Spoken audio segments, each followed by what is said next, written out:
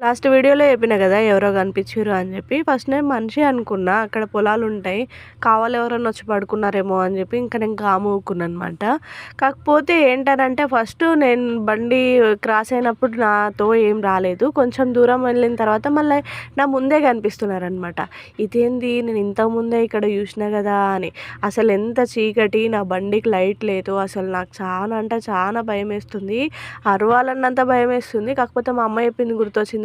మనం ఎవరినైనా సరే ఏమన్నా అరిస్తేనో, లేకపోతే భయపెడితేనో భయపడి మన దగ్గరికి వస్తాయి తప్పిస్తే, మనం కామ్‌గా వెళ్ళిపోతే ఏది రాదు అని చెప్పి నాకొకటి ఊకే చెప్తుండే అనమాట.